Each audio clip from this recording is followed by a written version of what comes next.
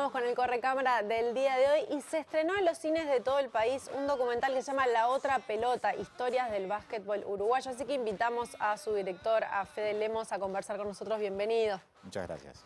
¿Cuál era tu vínculo con el básquetbol previo a esta película?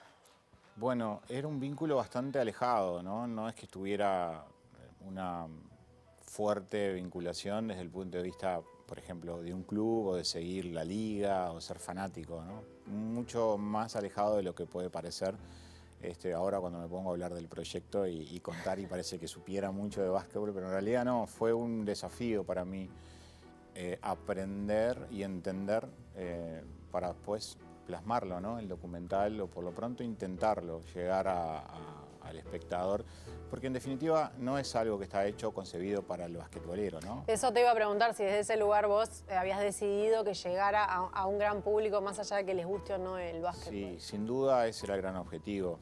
Para eso tenía que primero captar un poco la esencia de ese deporte, lo que significa.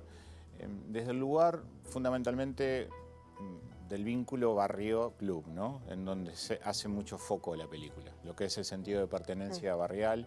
En la ciudad de Montevideo hay muchos clubes que están... Sí, muy asociados a barrios, mucho más que con el fútbol. Y aparte yo soy un montevideano que me moví mucho a lo largo de mi vida, entonces tuve la oportunidad de ver eso, ¿no?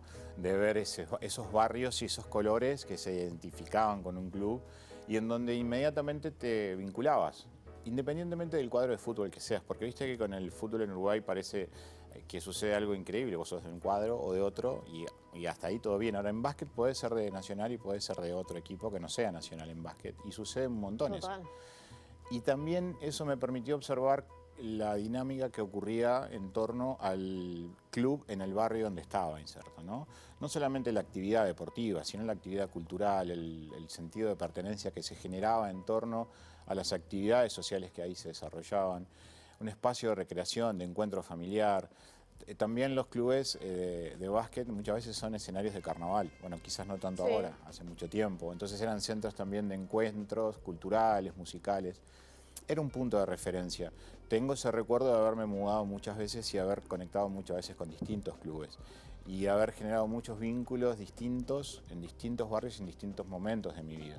Sentía también que era necesario llenar un vacío que existía en el audiovisual uruguayo con respecto al básquet, ¿no? No había nada desde el punto de vista documental, sí muchas cosas escritas. Vos vas a los clubes y recorres distintos clubes de barrios en Montevideo y encontrás muchos libros, muchos biblioratos con recortes de diarios, álbumes de fotos, pero nada audiovisual, ¿no?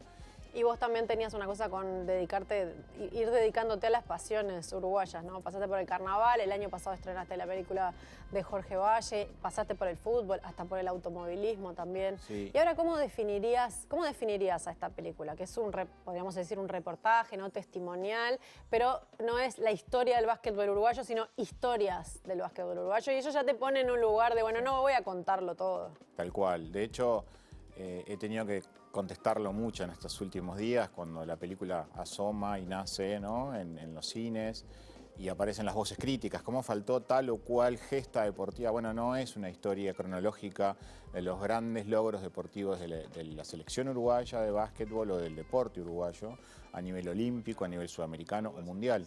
Son historias, ¿no? Son historias que están elegidas en torno a una investigación en donde definimos un hilo argumental, donde definimos un poco cuál era la esencia de lo que queríamos captar y se definieron algunos ítems importantes y por ahí transitamos. Sin duda está las medallas conseguidas por Uruguay, que hoy parece tan increíble, ¿no? Sí, ¿sabes qué? Un podio. Claro, y yo no lo sabía y eso me fascinó.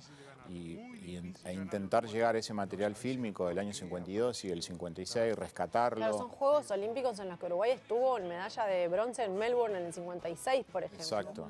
Y hay un podio que es Uruguay, Rusia y Estados Unidos. Sí. Eso es impensable.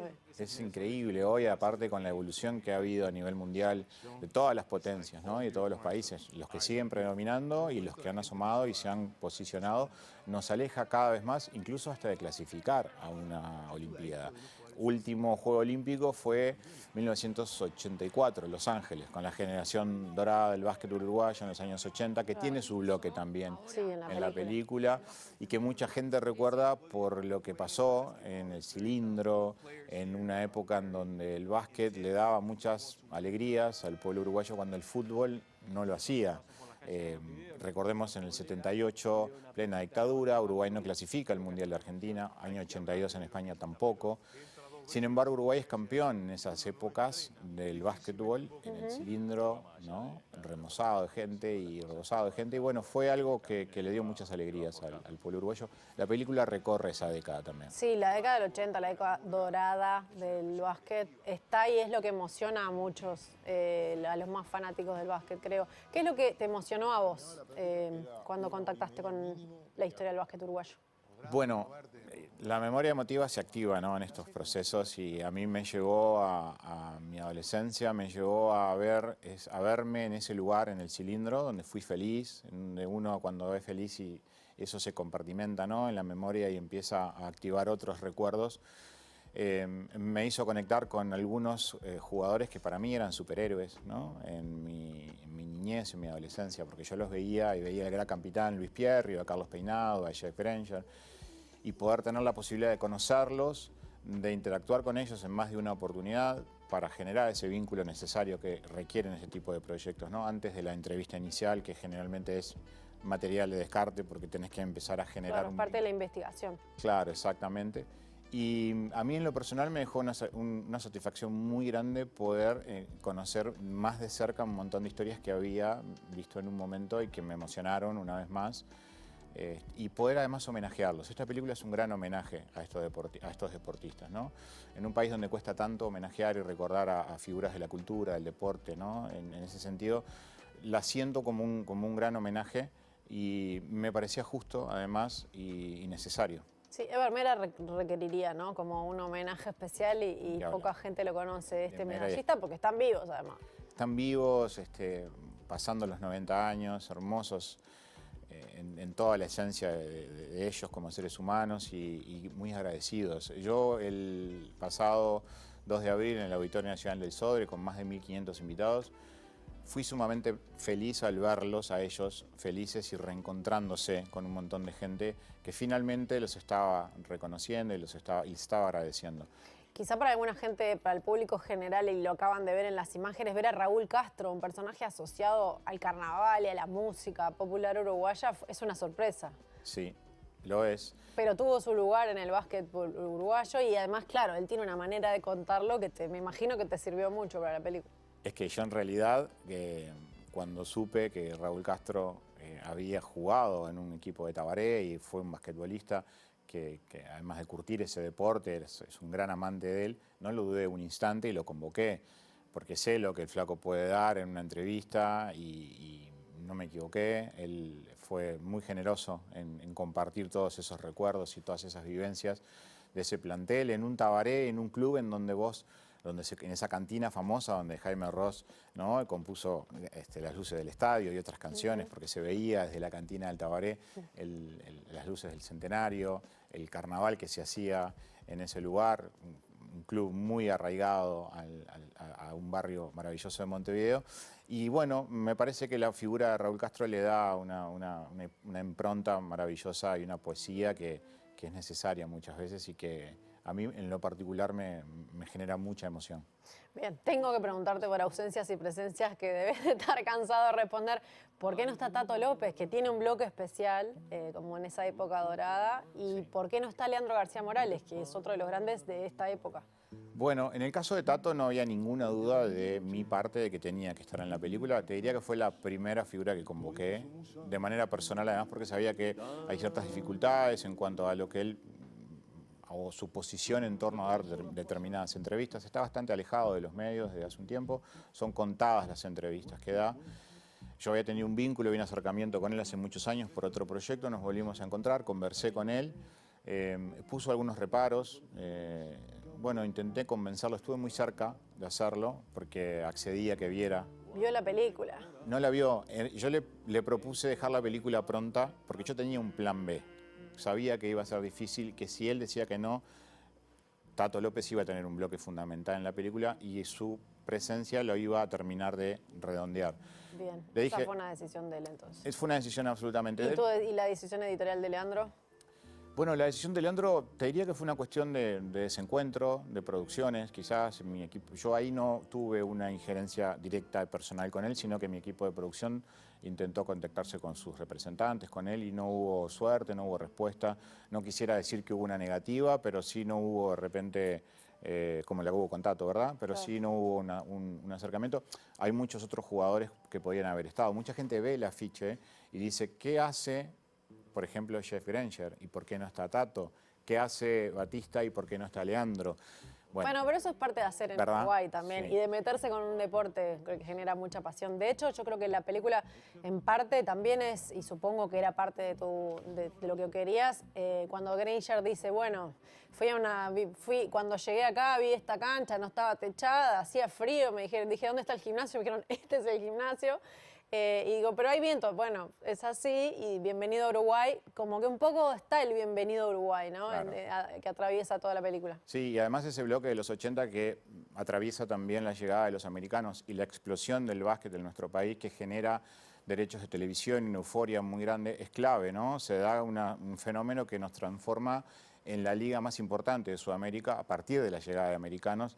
Jeff Granger fue uno de tantos, y me parecía que era necesario también de alguna manera, a través de su voz y de otras voces, porque él está en el frente del afiche, pero hay otros americanos que participan en un bloque, en un cuarto de la película, está dividida en cuartos como si fuera un partido. Y me pareció importante su presencia, y además en su idioma, ¿no? En inglés, porque viste que últimamente Jeff, cuando hace entrevistas en español, no es del todo... Sí, es un chiste que le hace Peinado, de hecho, que le dice, Exacto. seguís hablando mal después Exacto. de todos estos años. También es bueno ver a Peinado en acción, jugando, creo que sirve mucho para las nuevas generaciones. ¿Cuál fue la imagen de archivo? Porque tiene imágenes de momentos olímpicos que son muy difíciles, que nunca vimos. ¿Cuál fue la imagen más difícil de conseguir de esas de archivo? Bueno, las del 52 de Helsinki, que fueron unos pocos segundos, que después de muchas gestiones aparecieron. Tuvimos unos cuantos partidos del 56 que están, además del podio, fotografías también, y bueno, una restauración del material que se hizo, y que creo que queda también el archivo, ¿no? En la construcción de lo que tiene que ver con la memoria colectiva de nuestro país, y el acervo cultural, el archivo de este proyecto también relacionado al deporte y al básquet. Me parece que es un trabajo de producción importante. Sí, estuvo Sebastián Cittadini en la producción, eso está bueno Sí, nombrarlo. Y también me parece importante que se haya estrenado en el resto del país, además de Montevideo, porque además hay un núcleo de la película que tiene que ver con la importancia que tiene el básquet mucho más fuera de Montevideo incluso, Claro, ¿no? En el litoral. Ni que hablar. Aparte, Mercedes, Salto. Salto, Paysandú, Mercedes, ¿no? Como cuna del básquetbol en el interior, frente al litoral argentino, que también es la cuna del básquetbol argentino, Claro. hacia Ginóbili y un montón de otros Bahía grandes Blanca. jugadores. Y vos sabés que el cine en el interior del país para mí siempre ha sido una gran lucha, ¿no? Un trabajo que vengo, y ahora te hablo desde el lado de distribuidor, ¿no? No tanto de realizador. Siempre me preocupó que las películas llegaran al interior, donde hay una fuerte ausencia de salas de cine, y a través de un proyecto que vengo desarrollando desde hace un tiempo, con pantallas inflables, ya casi 15 años, ¿no? Recorriendo el país, hemos trabajado fuerte en lo que es la democratización y el acceso a la cultura a través del cine móvil, y a través de llegada a lugares remotos en donde no hay la posibilidad no solamente de ver una película de cine nacional, de ver cine.